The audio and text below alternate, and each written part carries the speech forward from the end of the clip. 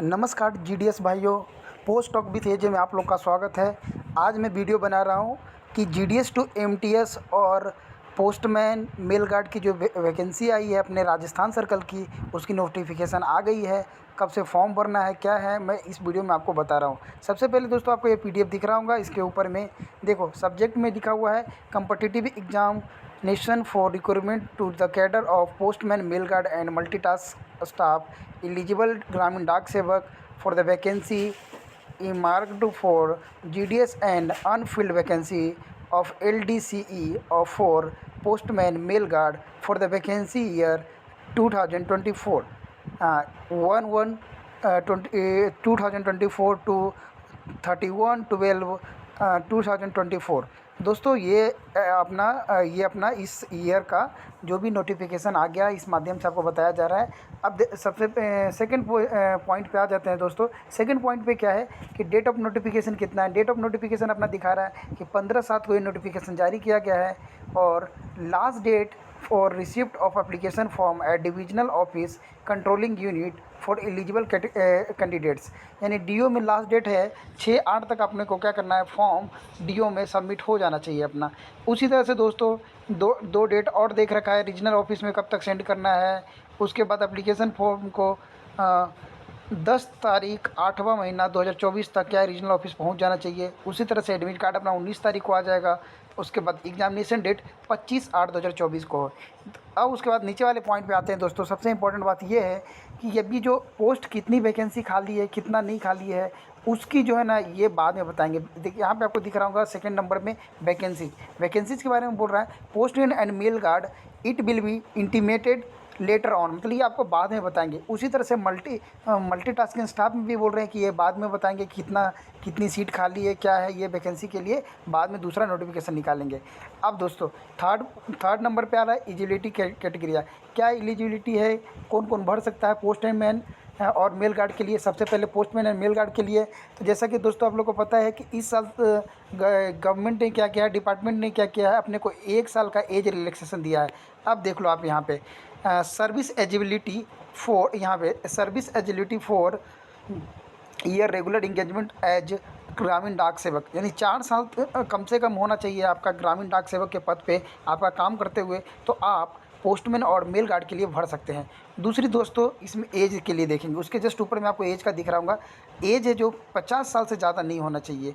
और ये बोल रहा है 1/1/2024 से relaxable for different category as notification by government of India. वो अलग अलग कास्ट के हिसाब से जो कैटेगरी के हिसाब से जो रिलैक्सेशन मिलता है वो इसमें लागू होगा।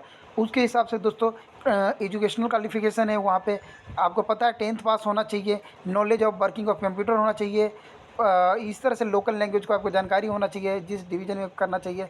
आपके पास एक वैलिड ड्राइविंग लाइसेंस होना चाहिए 2 व्हीलर के लिए, पोस्टमैन और मेल गार्ड के लिए ये आपके पास मांग रहे हैं।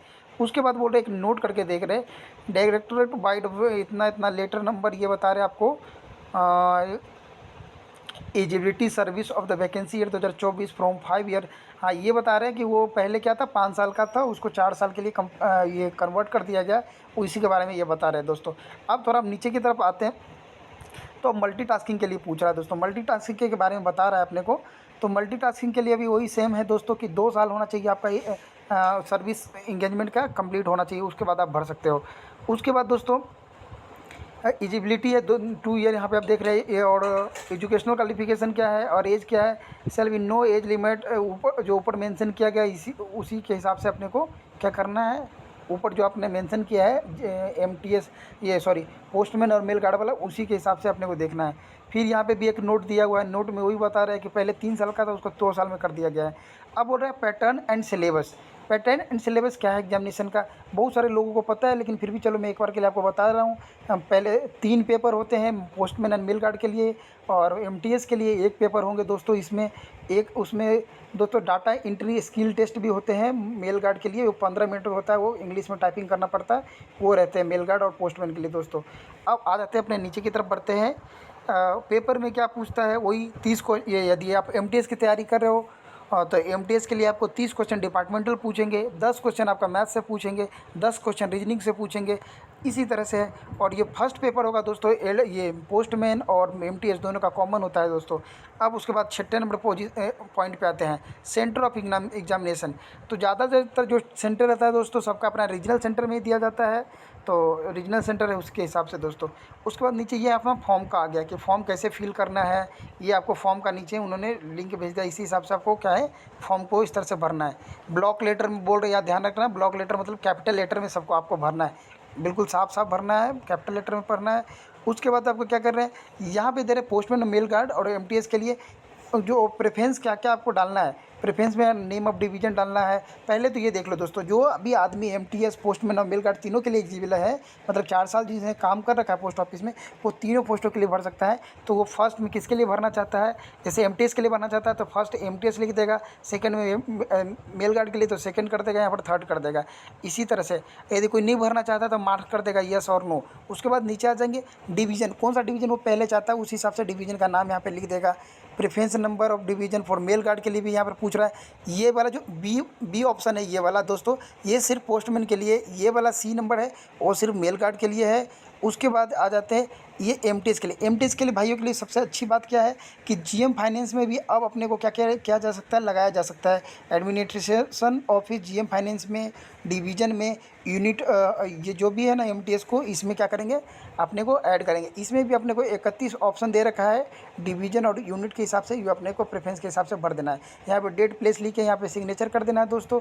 इसी हिसाब से अब दोस्तों बोला list of division of unit and mail guard, कौन कौन सा लिस्ट है, इस लिस्ट में से अपने को ऊपर, इसमें से देख के अपने को ऊपर भरना है। तो यदि कोई पोस्टमैन है तो इसमें से अपना देख लेंगे कि कितना अपना 26 है टोटल, यहाँ पर डिवीज़न दिखा रहा है 26 डिवीज़न, यहाँ से देख लेंगे। उसके बाद ये मेल गार्ड को है तो ये अपना 3 ये देख लेंगे कि कौन कौन सा रेलवे मेल सर्विस में ये होगा, ये देख लेंगे दोस्तों। और ये एमटीएस के लिए यानी 31 दिखा रहा है, 31 के हिसाब से अपना देख लेंगे। और इस तरह से दोस्तों अपने को क्या क्या प्रेफरेंस भरना है, मैं एक दूसरा वीडियो बनाऊंगा जिसमें कैसे फॉर्म भरना है, क्या क्या भरना है वो बताऊंगा दोस्तों। और भी वीडियो की जानकारी चाहिए तो आप कमेंट करके पूछ सकते हैं। वीडियो अच्छा लगा तो लाइक कीजिए, सब्सक्राइब कीजिए और अपने दोस्तों में शेयर कीजिए। धन्यवाद दोस्तों।